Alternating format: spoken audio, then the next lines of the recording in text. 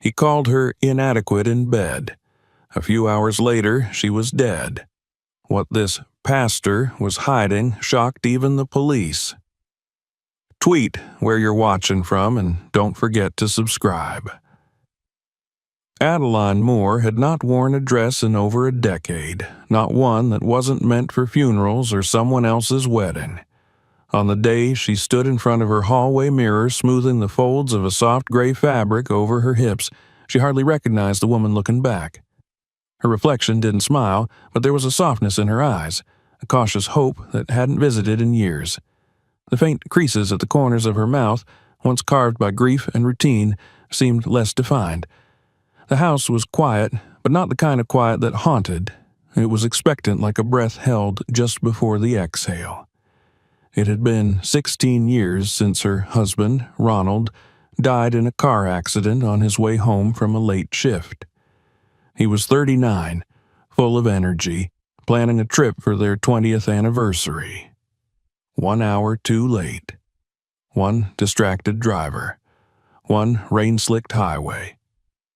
Adeline had buried her husband in the spring, just days before their son Jared graduated from high school.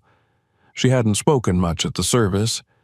There were casseroles and hugs, some well-meaning hands patting her shoulder, but she moved through it like a fog. There was no time to collapse. 2 children depended on her. Since then, she had built a life from habits. She worked at the town's public library, ran the weekly book club, baked lemon cakes for the church bazaar, and kept her house in impeccable order. She went to bed at the same time every night, ate at the same small kitchen table, and spoke with her daughter Corey every Sunday afternoon. People respected her, admired her resilience, but no one, not even Adeline herself, had asked if she was happy. Until Corey brought it up. "You don't even try, Mama," she said one night over tea. "You've done everything for everyone else. When are you going to let someone do something for you?" Adeline had smiled in that tight, gentle way of hers, stirring her cup. "It's not that simple." Corey was persistent. She had a way of speaking that landed like a hammer wrapped in silk. "You deserve to be touched again, held. You deserve laughter in your kitchen, someone to kiss your hand while you slice fruit. That's not teenage nonsense. That's love." Adeline wanted to scoff, but didn't. The truth, sharp and inconvenient, was that she had not been touched in years, not really. And when Cora mentioned a man she'd recently met through the work, someone older, kind, steady, Adeline had politely nodded but didn't pursue it. That was months ago. Then came Martin Brooks. He was introduced not through Corey, but through proximity. A man who existed just on the edge of her world for years, facilitating weddings, speaking at community forums, offering sound bites of wisdom without ever seeming self-righteous. Martin had charisma, the kind that didn't announce itself loudly but settled around him like a scent. He walked into a room and people instinctively turned. At 45, he was 6 years her junior but carried himself with practiced maturity. His skin was pale, nearly porcelain in shade, with barely there freckles that surfaced only in certain light. He had the voice of someone who'd been listened to his entire life, measured, deep, unhurried. Adeline first truly spoke with him at a town planning board meeting where she was representing the library. He stood to speak about community development and mentioned his side work with men's personal growth programs. His tone was pleasant, polished.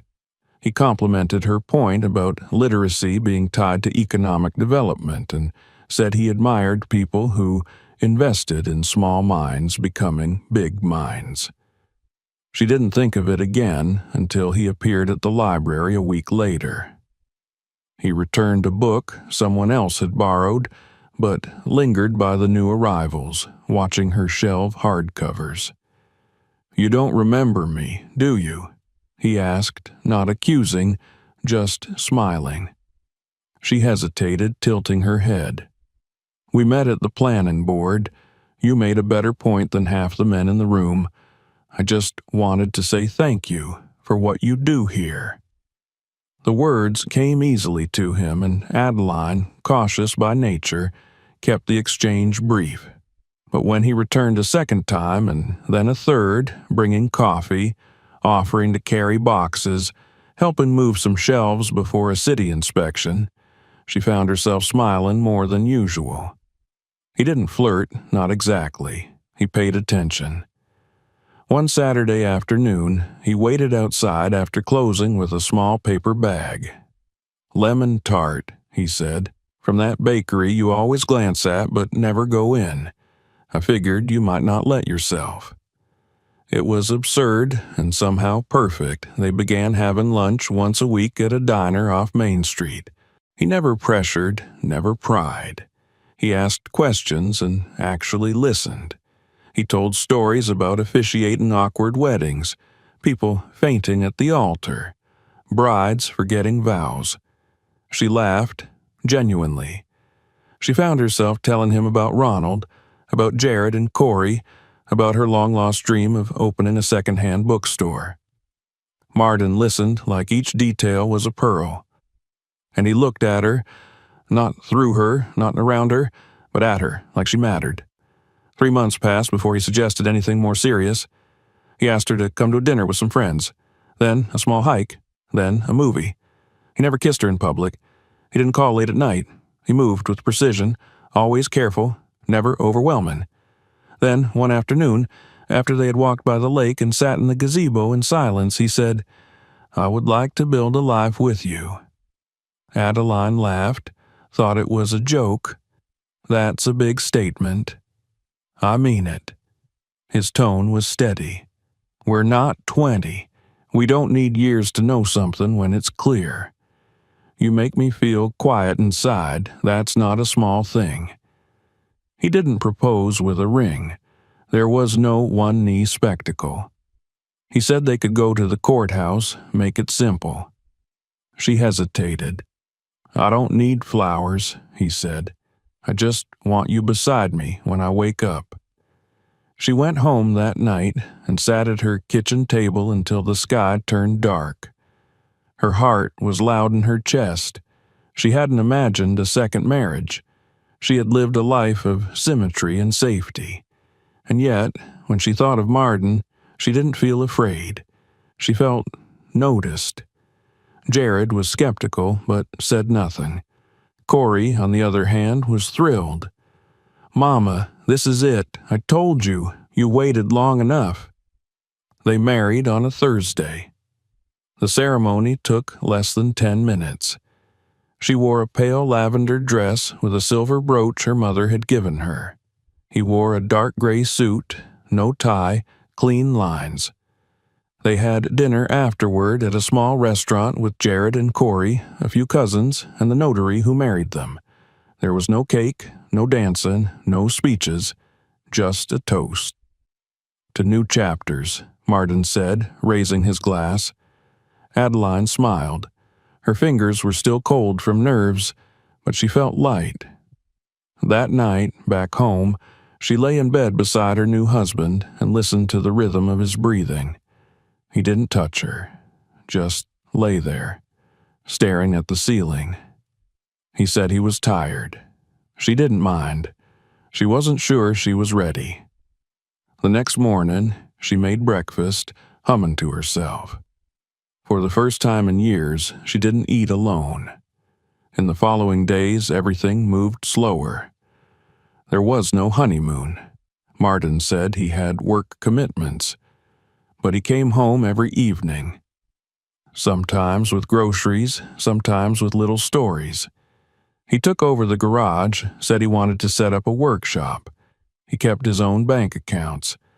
That, he said, was just practical. "We're adults. We don't need to merge everything." Adeline nodded. Still, something settled in her chest like a stone. Nothing specific, just a feeling. a shift. At night, he stared at the ceiling. He didn't speak much, and when she reached out to touch his hand, he flinched, just slightly. Enough for her to notice, enough to make her wonder if she had imagined the warmth he once showed her. But it was only the beginning. The days following the wedding were filled with a stillness Adeline couldn't quite name.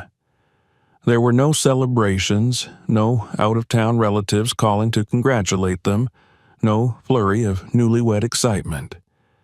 It was, in every sense, quiet. Martin returned to his usual rhythm without interruption.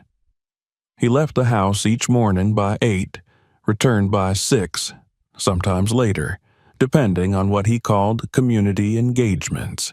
There were no photographs hung, no rings posted on social media, no introductions made to his extended circle. He had friends, he mentioned them often, but they never came to the house.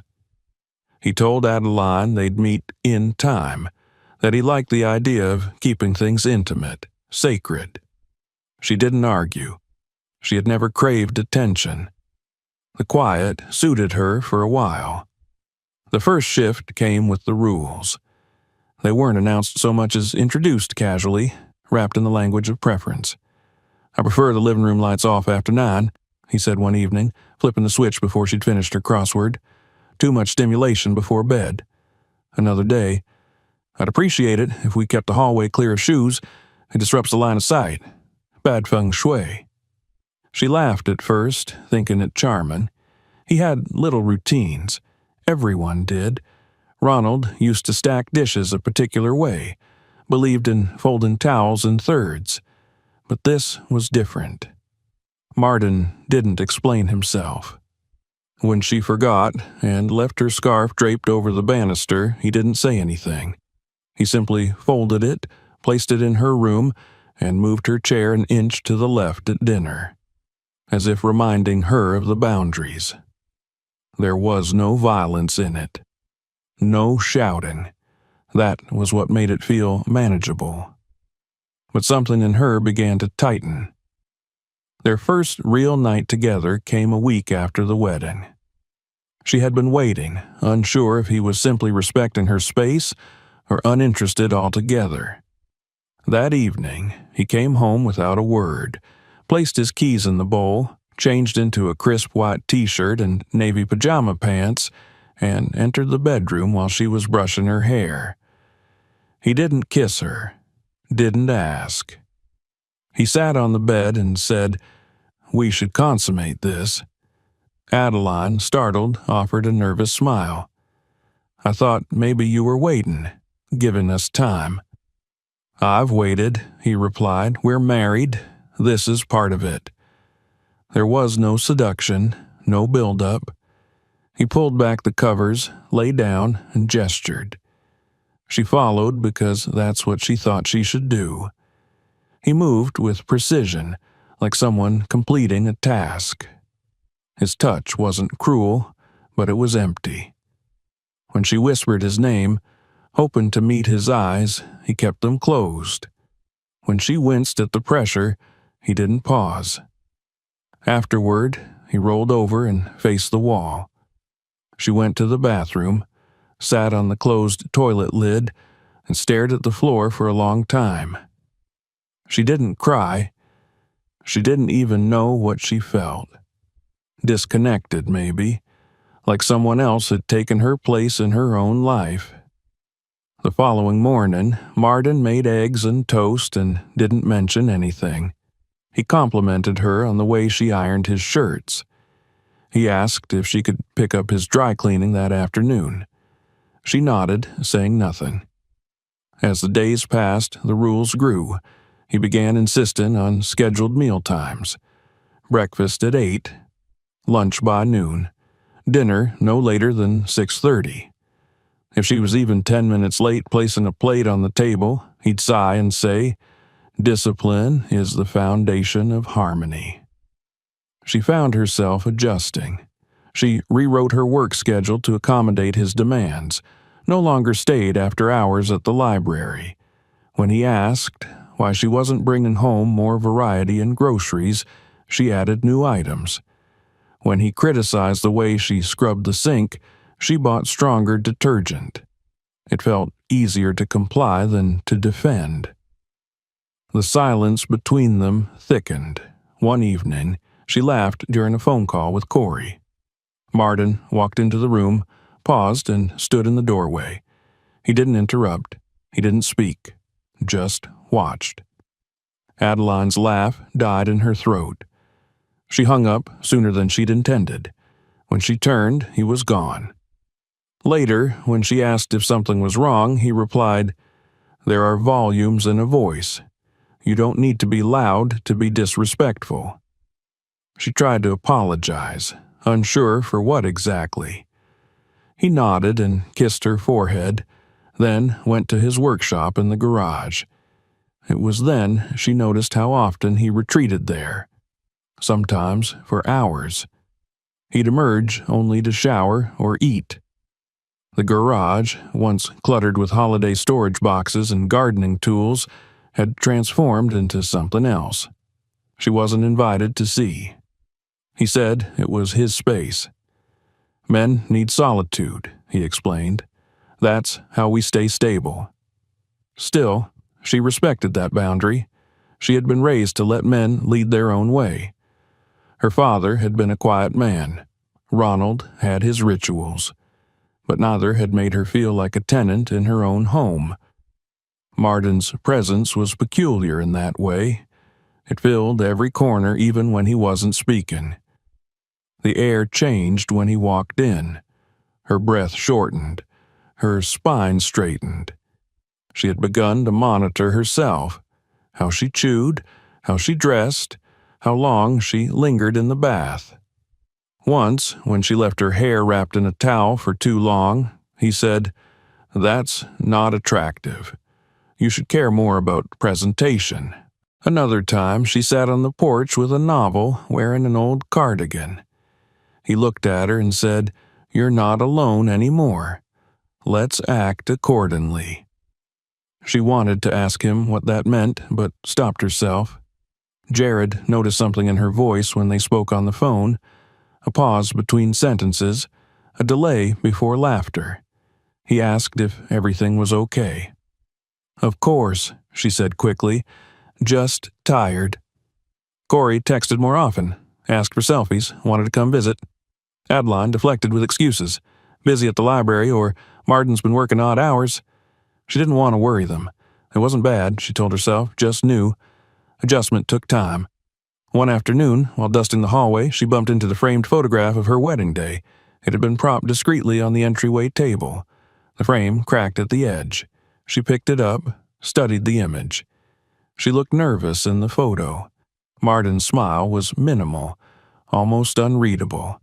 No one else was in the frame. It had been taken by a server at the restaurant after the ceremony. She set it aside, meaning to replace the glass. The photo never reappeared. Later that night, Martin said, "We don't need to memorialize a moment. The real test is what we do after." He had a way of turning statements into doctrine, closing the door on conversation. Adeline nodded, but deep inside, something began to press against her ribs. A whisper she hadn't heard in years. Not fear, not quite, but its cousin, unease. In bed, Martin pulled the sheets up to his chest and turned his back to her. "You should try being more available," he murmured, almost too quietly to catch. "I don't like feeling unwanted." Adeline stared at the ceiling for a long time, her eyes wide in the dark. That night, she didn't sleep. It began with his silence. After that quiet mutter in the dark, after telling her he didn't like feeling unwanted, Martin retreated even further, pulling his voice into himself and leaving her with only the weight of his presence. He stopped touching her during the day. No small brushes of his fingers against hers when she passed him the remote. No casual hand on her lower back when they passed in the hallway. His eyes grew distant, glassy. But at night, his body returned, not with warmth or intimacy, but with purpose. Clinical, controlling, cold. The second time he came to her without asking, it was late. She had been lying awake for hours, trying to quiet her thoughts. He entered the bedroom, not speaking, pulling back the sheet that covered her. She startled, turned to him. "Martin?" she whispered. He didn't respond, just placed a hand on her hip and pushed. She let him, unsure of what would happen if she resisted. The act was over quickly, without tenderness or acknowledgement. When it ended, he stood, wiped himself with her bath towel, and left the room. The next morning, she found the towel crumpled on the floor, damp and cold. She didn't mention it, didn't know how. There was no language for the ache growing inside her, no easy explanation for the sensation that she had been present but not seen, touched but not known. She told herself it was just another form of adjustment. They were still figuring each other out. She had waited so long for love. Perhaps it simply looked different at this age, but by the third time that excuse dissolved. He came again, unannounced, climbing onto the bed and positioning her as if she were an object to be rearranged. This time he used his hand to silence her. When she cried out, he pressed harder, the palm firm against her mouth. She struggled briefly, but not enough. She froze, the way small animals do when the shadow passes overhead. Afterward, he kissed her forehead. "You'll get better," he said, as if offering encouragement after a failed recital. "Don't worry." She didn't sleep the rest of the night. Her body ached in places she couldn't describe. Her thoughts whirled in dizzying loops. In the morning, she called the library and asked for 2 days off. She told her supervisor she felt ill. In truth, she just couldn't bear the thought of speaking to anyone. Her body didn't feel like her own. He left that morning without a word. That afternoon, she sat on the bathroom floor with her knees pulled up to her chest and stared at the tile until the shadow shifted across the walls. When she looked down at herself, at the bruises forming on her inner thighs, she reached for her phone. She called the women's health clinic 2 towns over. She gave a false name. The nurse on the line was kind, didn't press for details. Adeline booked the earliest appointment available and drove herself the next day. She wore sunglasses, even though the day was overcast, pulled her sweater sleeves down to her knuckles, and waited in the clinic lobby with her hands folded tightly in her lap. When her name was called, she followed the nurse with quiet obedience. The exam was routine. The doctor asked if there was discomfort. Adeline said yes. He asked if she had been sexually active recently. "A few times," she whispered. He nodded, asked nothing more. The physical revealed no major injury, no infections, no visible tearing, but the nurse noted in the chart that the patient appeared anxious, withdrawn. When asked if she felt safe at home, Adeline hesitated and said yes, but her voice trembled slightly. They offered her pamphlets. She took them and never opened them. She returned home before Martin arrived. She reheated leftovers and set the table for 2. When he walked in, he kissed her on the cheek and said, "Smells good," as if nothing had happened, as if her body had not been used, her voice muted beneath the weight of his hand. That night, he did not approach her. He stayed in the garage until after midnight. She could hear soft movements beneath the floorboards, his tools maybe, something mechanical humming. She tried to call Corey the next day, but hung up before the phone finished ringing. What could she say? That she was uncomfortable? That her husband was distant? That she felt like she was being watched, even in her own home? She told herself she was overreacting. She told herself it would pass. But the pattern deepened. Each encounter became more detached. He stopped speaking entirely during the acts. He no longer kissed her, not even in routine. Sometimes he would walk into the bedroom and begin undressing her without asking. If she resisted, even slightly, his grip would tighten. Once she tried to pull his hand away. He responded with silence, then finished quickly and left. Afterward, she lay still, her limbs numb, staring at the ceiling. The stars, through the window, offered no comfort. She began losing weight. Her appetite vanished. Food lost its taste. Her once favorite tea sat untouched in the pantry. The television remained off. Music hurt her ears. He noticed. "You should take better care of yourself," he said one morning while buttoning his shirt. "This isn't what I signed up for." She didn't respond. That night, she opened her laptop and searched the phrase, "My husband forces me during sex." She closed it again immediately, deleted the search history, hid the device in a drawer. She called the clinic a second time but didn't follow through. Instead, she started taking longer showers, standing beneath the water until it ran cold. She cleaned obsessively. The same corner the kitchen floor scrubbed twice in a day. She rearranged the pantry, ironed towels, folded sheets with perfect edges. She needed to control something. He began making demands. Not in words, but in gestures. He would leave notes on the fridge. Clean garage mat. Fold linens properly. Fix posture. One note read, "Don't sulk. It's unattractive." She flushed it down the toilet. When she failed to comply, left the garage mat unswept for instance, he responded physically. Not with beatings, but with acts that punished. That night, he tied her hands with her scarf.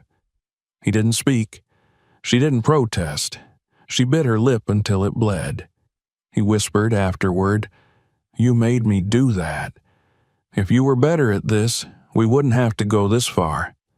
She bled slightly the next day. When she stood, she winced. She packed a small bag, put it in the back of her closet, then unpacked it again. There was nowhere to go, nowhere to explain. Who would believe her? He was respected. He was charming. She had no bruises anyone could see. When Corey called that evening, Adeline answered with forced cheer. "I'm just tired, baby. Things are fine." "You sure?" Corey pressed. "You don't sound like yourself." "I'm okay, just adjusting. It's a lot, getting used to someone new." She heard her daughter sigh. "You know you can talk to me, right?" "I know." But she didn't.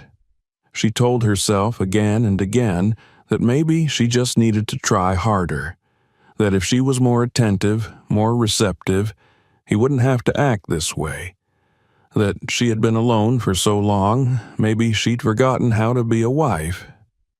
One night, he brought home a set of lingerie. It was black, sheer, expensive looking. "I want to see you in this tomorrow," he said, placing it on her side of the bed. She looked at the garment, then at him. He raised an eyebrow. "I'm asking nicely. Don't make me repeat myself." She nodded. The next night, she wore it. He didn't smile, didn't compliment, just told her to lie down. He photographed her. She didn't consent. She didn't refuse. She felt her soul detach, hovering above the bed, watching it happen to someone else. After he left, she lay there, still in the lingerie, her skin burning. She didn't change out of it. She couldn't move. That was when she stopped responding to texts. Even Jared, when he called, got voicemail. He left messages. She listened, but didn't answer. She sat on the porch some nights, wrapped in a blanket, staring at the street. Her body, once her own, now felt rented. Her voice, once gentle and warm, now rarely left her throat. The woman in the mirror didn't smile anymore. She didn't recognize herself. By the time September settled across the neighborhood with its cooler air and yellowing leaves, Adeline no longer thought in days. Time had turned into stretches of silence interrupted by obligation. Martin's presence had become both routine and unpredictable. He moved through the house with a sense of absolute ownership, making no effort to hide his disregard for her comfort. And yet, nothing he did was dramatic enough to spark intervention. He didn't bruise her face. He didn't yell or slam doors.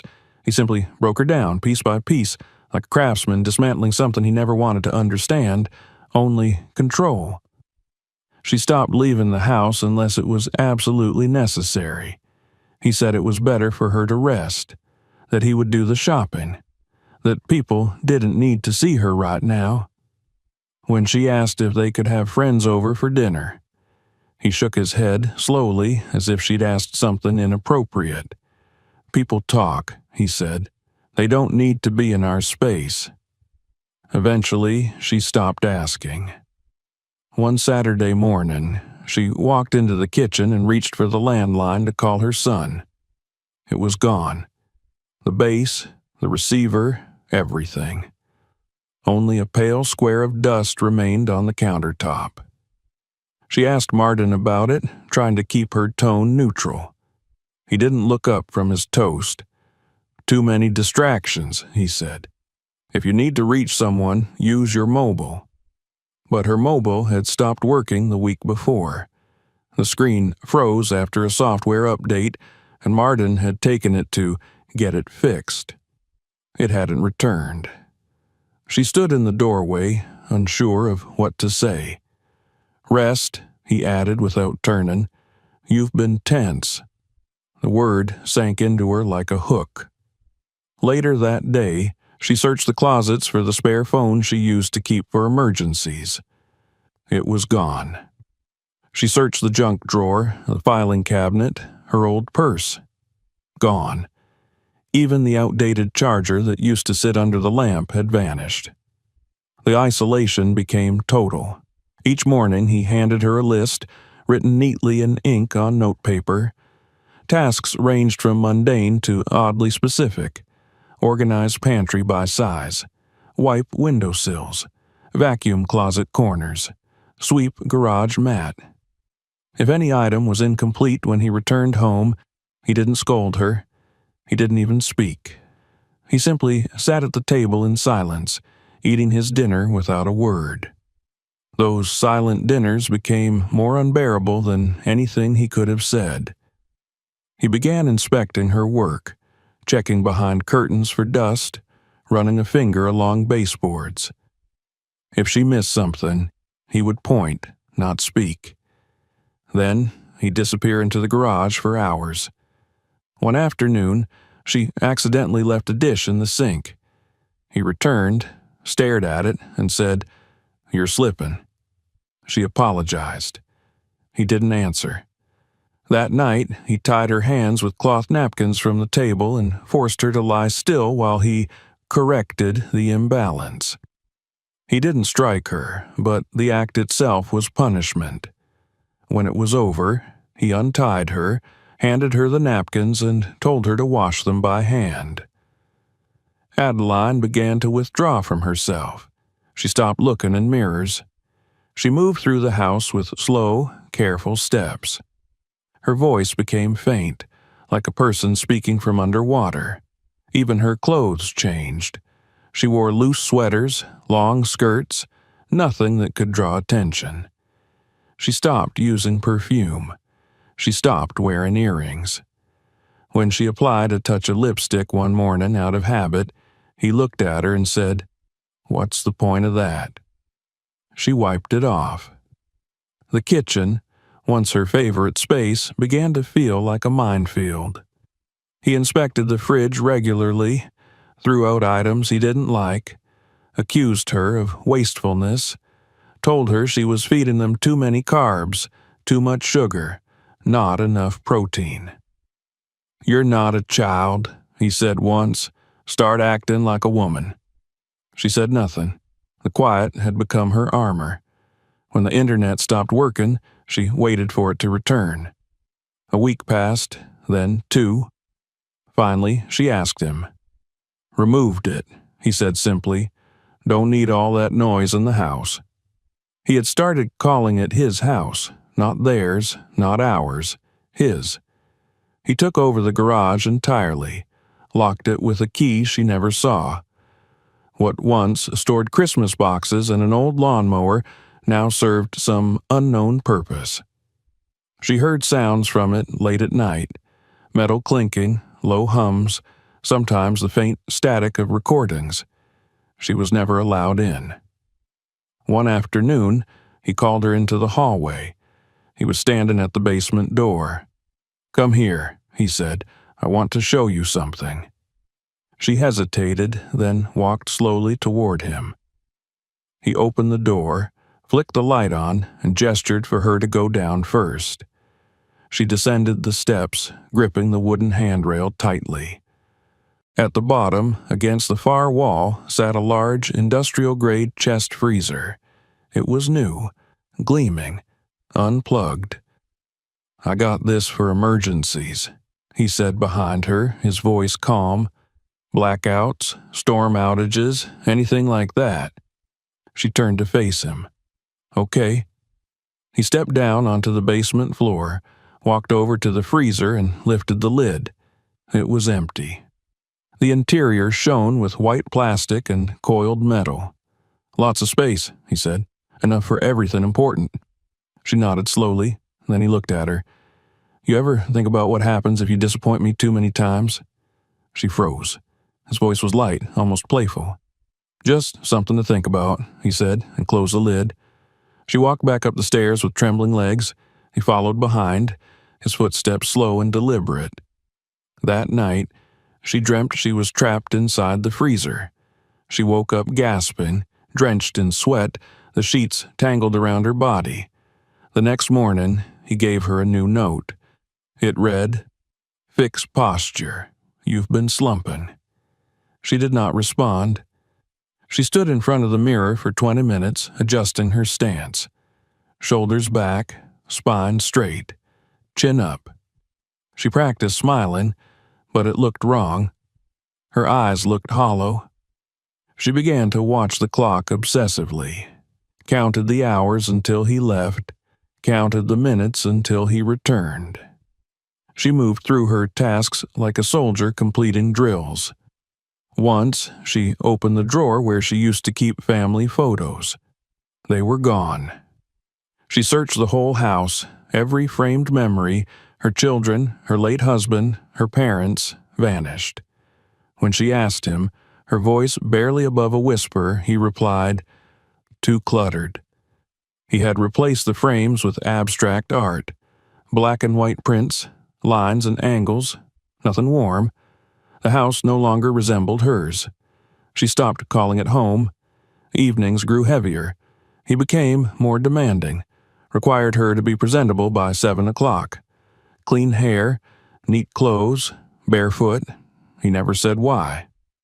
One evening, he told her to sit on the couch and wait for him. He entered the room 10 minutes later with a camera, asked her to pose. "Smile," he said. She couldn't. He took the photos anyway. The next day, she found a folder on the kitchen counter. Inside were printed images of herself, half-dressed, expressionless. On the front of the folder, written in the marker, "Before correction." She placed the folder in the trash. That night, he didn't speak to her. The following morning, she found her toothbrush replaced with a child's brush. No note. A message, nonetheless. The final straw came when she found her journal missing. A small, leather-bound book she had kept since she was 20. It was where she wrote her thoughts, her fears, the few lines she could not say aloud. She kept it in a drawer beneath her bed.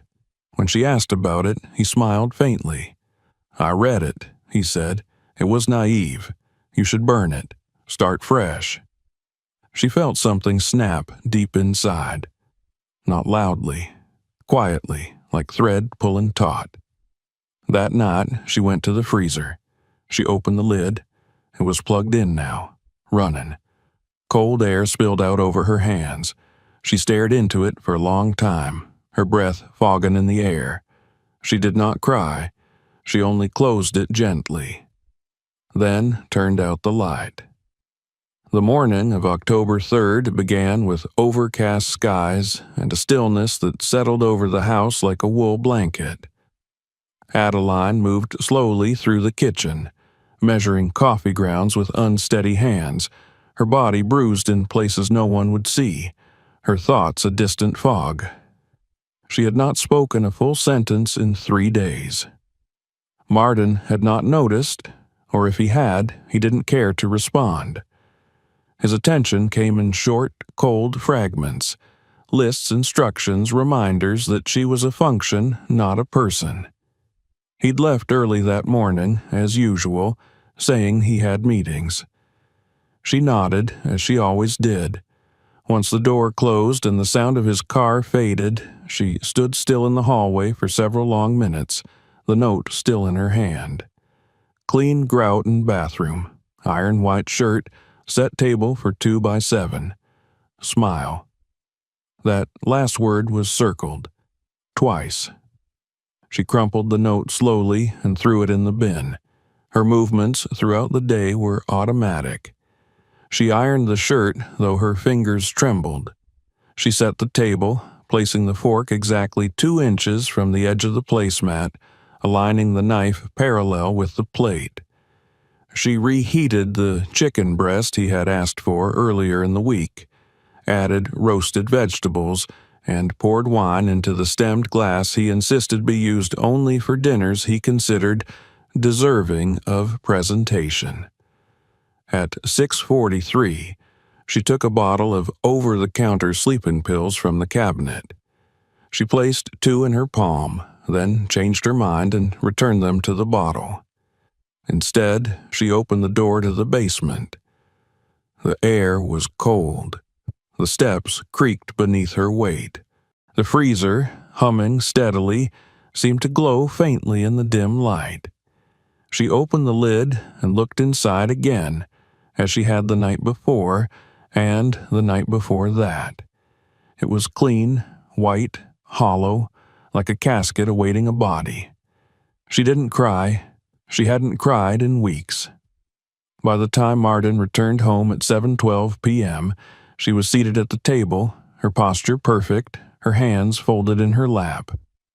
He walked in, placed his keys in the bowl, and took off his jacket. He glanced at her once, nodded, then walked into the kitchen. "Smells passable," he said. "We'll see." They ate in silence. She chewed slowly, her throat tight. He made one comment about the carrots being overcooked, then offered no further critique. She cleared the plates when he finished, washed them, dried them, and put them away. When she returned, he was already seated on the couch, legs crossed, drink in hand. "Get ready," he said without looking at her. She didn't ask what for. Upstairs, she removed her clothes and changed into the thin black slip he had placed on the bed earlier that day. It was cold against her skin. She pulled her hair back and stood in front of the mirror, seeing not a woman, but a shape. Her body had lost definition. Her eyes were ringed with exhaustion. Her lips were cracked. Still, she smoothed the fabric, turned off the light, and went downstairs. He looked at her once and smiled faintly. "You're learning," he said. Then he stood. She followed him back into the bedroom. The door closed behind them with a whisper. The rest unfolded as it always did, only worse. He did not speak. He bound her wrists with fabric he had cut from an old curtain. He called it restraint by intimacy, said it prevented her from fidgeting, though she never did. He positioned her carefully, precisely. Her body had become a canvas for his rituals. She tried not to think, tried to float somewhere above herself. When he began, it was rougher than before. His breathing heavy, his grip tighter, fingers digging into her skin. She winced, gasped, and for the first time tried to speak. "Please," but he shushed her, placing a hand firmly over her mouth. When she tried to pull away, he pressed harder. The palm flattened against her face, fingers splayed across her cheek. She couldn't breathe. She kicked once, weakly, but he was on top of her, weight full and unrelenting. He didn't stop. He kept going, his breath steady, expression unreadable. When she stopped moving, he paused for only a moment, then continued as if finishing something he had started. By the time he released her, the room had gone silent except for the ticking of the clock on the dresser. She lay still. He sat back, breathing hard, wiped his face, then stood and walked into the bathroom. She didn't follow. When he returned, toweling off his hands, he looked at her. She hadn't moved. He stepped closer, touched her shoulder. No reaction. Her face, pale and still, her lips slightly parted, eyes closed. Her skin had taken on a strange sheen. He touched her neck. No pulse. He stared at her for a long time. Then he muttered, "Shit," and stepped back. For a brief second, he looked stunned. Then, as if flicking a switch, he moved with methodical calm. He dressed quickly, went downstairs, returned with a sheet. Carefully, he wrapped her body, lifting her gently, as if she might wake. He carried her down the basement stairs, her limbs limp against his arms. He opened the freezer, placed her inside, adjusted her legs, folded her arms. Before closing the lid, he looked at her face once more. "You could have tried harder," he said softly. The lid shut with a quiet click. Back upstairs, he cleaned, stripped the bed, washed the sheets, bleached the bathroom, gathered the towel, the bindings, the slip. Everything went into a garbage bag, which he placed in the trunk of his car. He showered, shaved, changed into dark jeans and a black shirt, checked his phone, booked a hotel under a different name. Before leaving, he turned off the hallway lights, locked the front door, and pocketed Adeline's phone. By 10:41 p.m., he was gone. No one knew. No one called. The house stood still, quiet. In the basement, the freezer hummed steadily, undisturbed. The following morning, Corey texted her mother just after 10 o'clock. The message was casual, a simple check-in. "How are you feeling today? Need anything from the store?" It had become routine between them, especially after the wedding. Corey had made it a point to keep in touch more frequently since her mother's life had changed so dramatically. But the message showed delivered and remained unread. That, in itself, wasn't alarming. Adeline often forgot her phone, left it silenced under a cushion or turned off in a purse. Corey thought nothing of it. By evening, however, after another unanswered message and a missed call, Corey felt a twinge of concern. She rationalized it, told herself her mother was probably napping, or had gone to the store.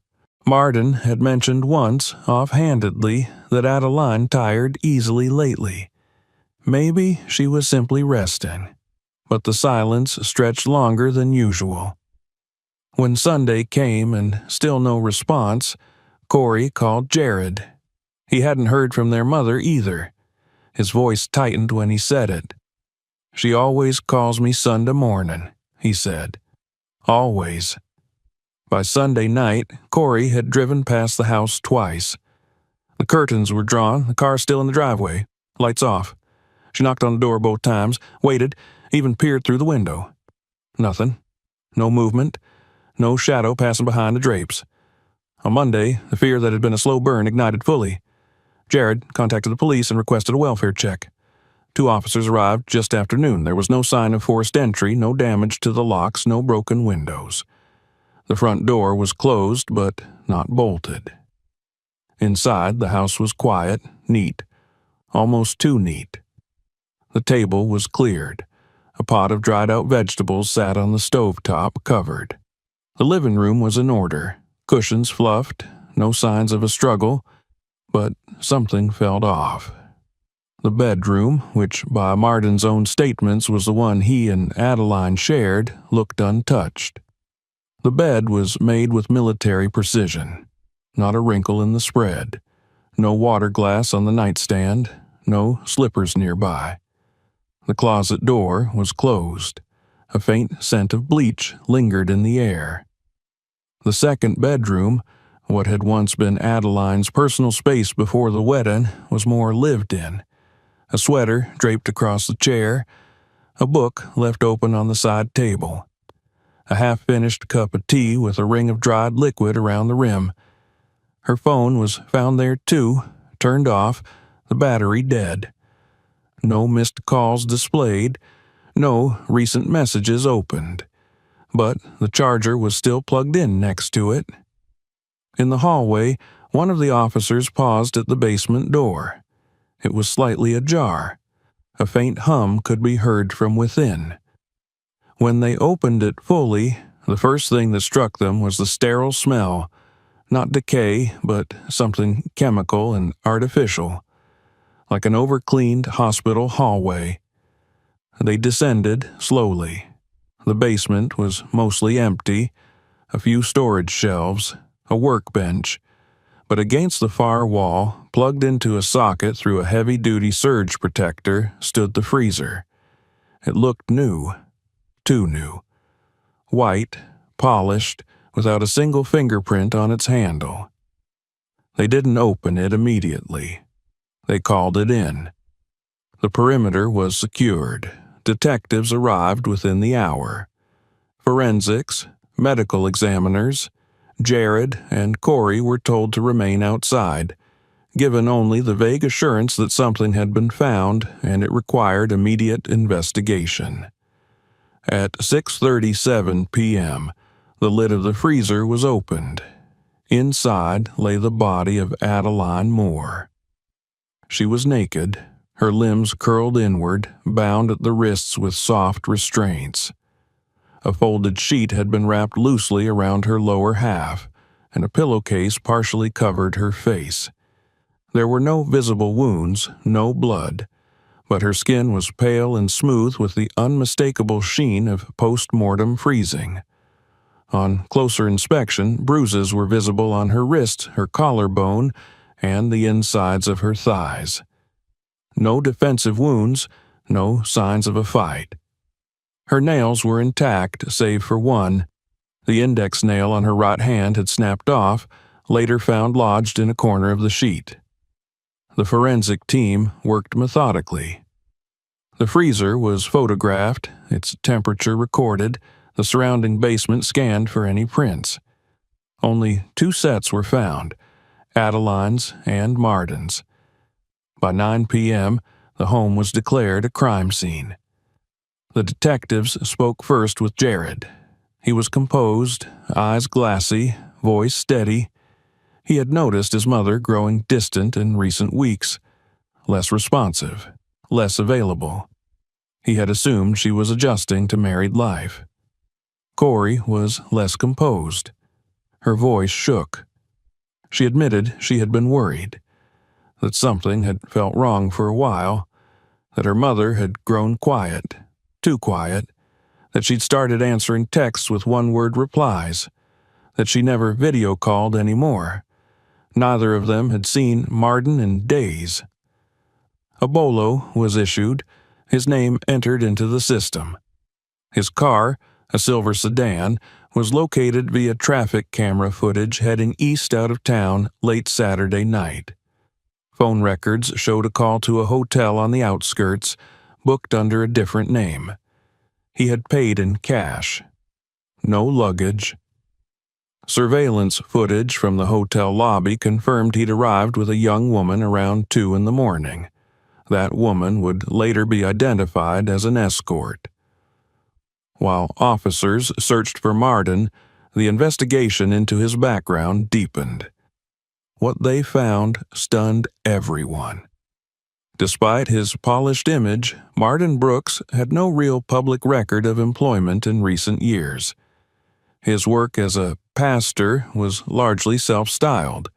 He had once been licensed to perform weddings through an online ministry, but he had no affiliation with any recognized institution.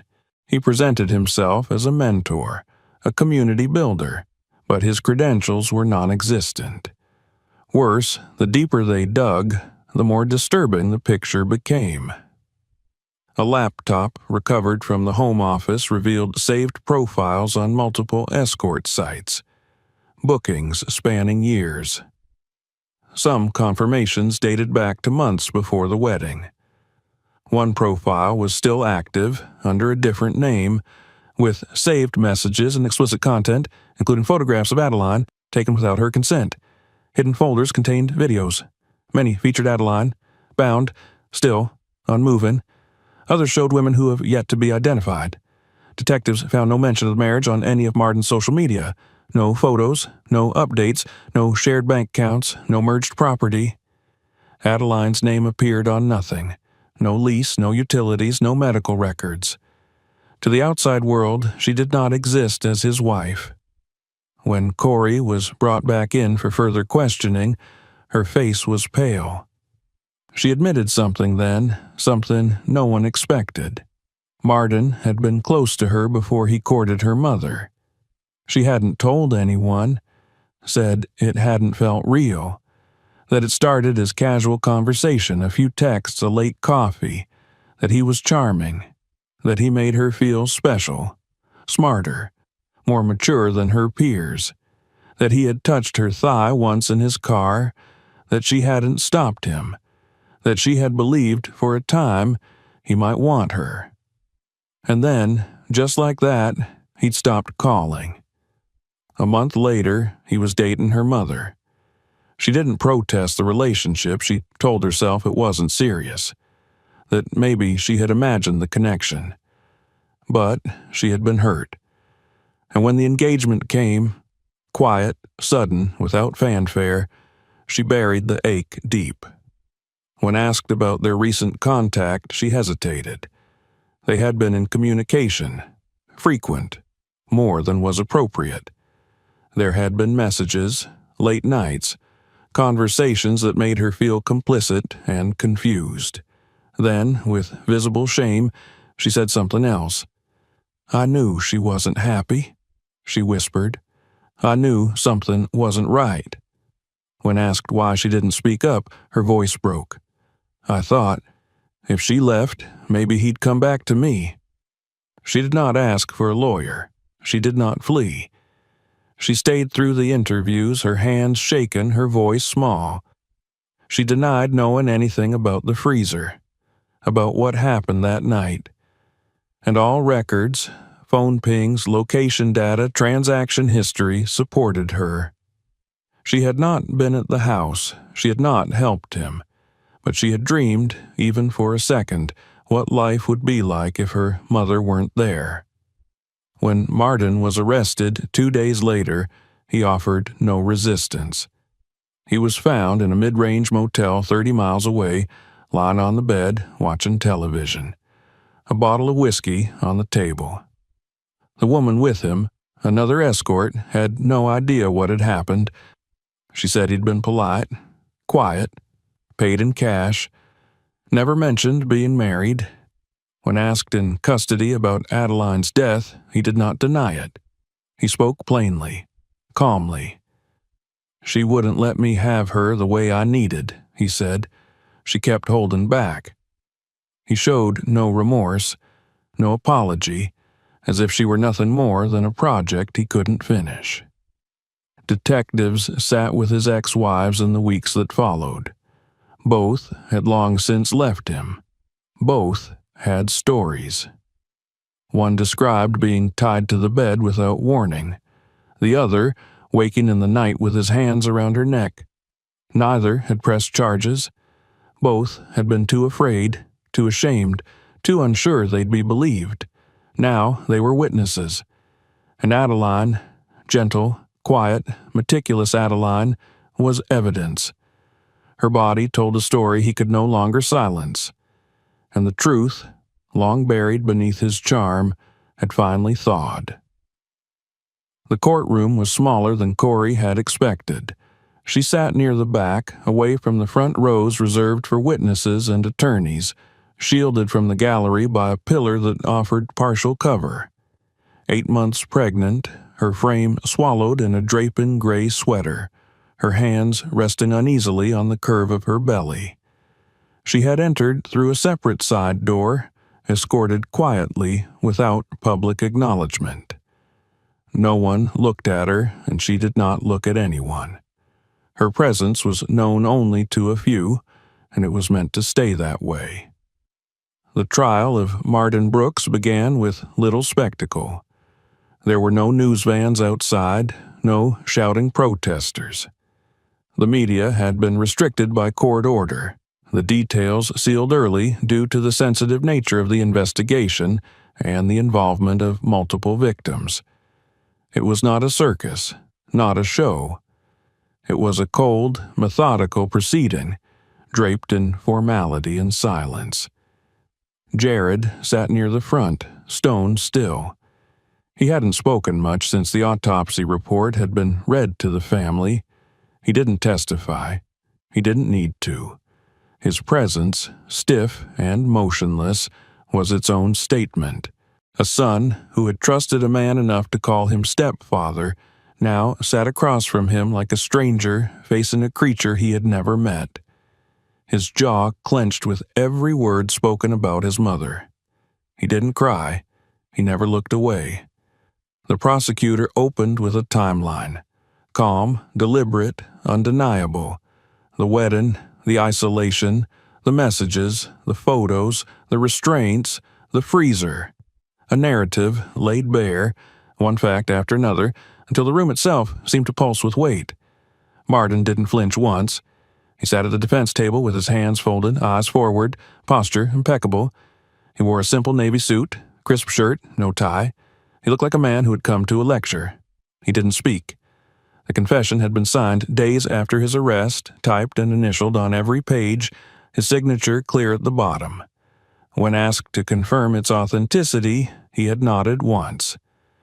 She stopped being cooperative, he had said in that document. I gave her every chance.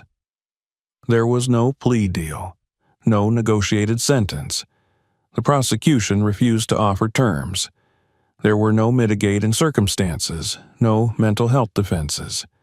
His psychological evaluation revealed a personality marked by narcissism, control fixation, sexual aggression, and antisocial traits. But he was found competent, fit, capable. The medical examiner described Adeline's injuries with professional detachment. The ligature marks, the abrasions, the internal trauma, the absence of defensive wounds. Her final moments reconstructed with grim precision. Suffocation by manual pressure, death by asphyxiation, following repeated sexual assault. Her body, frozen, altered the timeline slightly, but the estimate remained consistent. She had died between 9:30 and 10 p.m. on a Saturday night, while the neighbors watched sitcom reruns and teenagers scrolled their phones across the street. The prosecutor presented images, carefully, briefly. Only the jury was allowed to see the worst of them. Others, cropped and sterile, were entered into evidence. The jury did not ask for more. They sat in collective stillness, horror written across their faces in every glance, every downward tilt of the chin. Then came the videos. They were played without sound. Silent footage taken from Martin's hard drive. Clips of Adeline, restrained, unresponsive. Some recent, some from the early weeks of the marriage. One from the night she died, dated and time-stamped. He had recorded everything. It wasn't a secret, not to him. It was documentation, a record of what he believed was his right. No one in the courtroom spoke as the screen dimmed. Then came the statements. The first ex-wife, trembling, described how he had controlled her finances, monitored her movements, withheld affection unless certain conditions were met. How he had once pinned her to the bed and recited a list of her faults while gripping her wrists.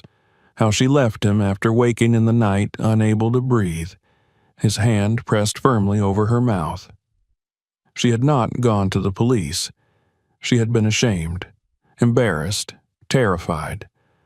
The second woman, married to him years earlier, described emotional erosion. How he used silence as a weapon, turning the air around him cold whenever she spoke out of turn. How he once fasted from conversation for a week after she disagreed with him in public. How he called it discipline. How he had threatened to ruin her reputation if she left. She hadn't known about the others. Not until now. Both women cried on the stand. Both broke mid-testimony. One of them didn't return after the lunch recess. Their words filled the room like smoke, clinging to every corner. Then came the statement from Corey. She did not speak it aloud. She sat silently in the back, head bowed as the prosecutor read her words for her. A simple page, no embellishment, no excuses. "I carry life now," the statement read, "but I also carry what I allowed to grow in silence." Her words didn't seek forgiveness. They acknowledged complicity. Her silence, her proximity, her inability to recognize the signs. She had not known what he would do, but she had not stopped him either, and that would never leave her. When the final piece of evidence was submitted, a handwritten note from Adeline's old journal, one that had survived in a stack of library books returned late by a patron, there was nothing left to say. The note read, "If something happens to me, it's because I stopped being useful." The jury returned in just under 4 hours. Guilty. First-degree murder, aggravated sexual assault, desecration of a corpse, use of restraints in the commission of a felony. The judge sentenced him to life without the possibility of parole, plus an additional 15 years. The courtroom remained quiet. No cheers, no sighs of relief, just the sound of a gavel and the turning of a page no one wanted to read. Martin Brooks didn't speak. He stood when told. He nodded. He walked out of the courtroom under escort, unshackled until the holding cell. His face never changed. In the weeks that followed, Adeline's house was cleared. Jared took the lead. He hired professionals for most of it. Couldn't bear to enter her bedroom. The basement he entered only once. The freezer was removed and destroyed. The room repainted. The house eventually sold to a young couple with no knowledge of its past. There was no public memorial, no vigil, no flowers left on the sidewalk, but at her grave a small addition was made to the headstone, not etched in stone, but placed beneath a clear slab laminated against the weather. A simple card in Jared's handwriting. She gave love another chance. It didn't deserve her. The cemetery was quiet. No cameras, no reporters, only wind and silence, and the final weight of a life taken because she did not conform to a man's expectations. In prison, Martin remained isolated. No visitors, no work assignments. He refused therapy. He spoke only when spoken to. He did not appeal. He spent his days reading court transcripts and pacing his cell. Corey left the state, gave birth to a daughter the following spring. She named her Adeline. She did not attend the sentencing. She did not speak to the press. She lived quietly, away from the weight of her name. But her silence, once a hiding place, now served as a reminder, a memorial, a warning. Because the real story had never been about how a man took control. It was about all the times he was allowed to keep it, about how evil doesn't always roar. Sometimes it smiles and whispers and waits for you to believe it's love. If this story moved you, don't forget to subscribe for more. Watch our next videos for more true stories like this, and share this one if you think it needs to be heard.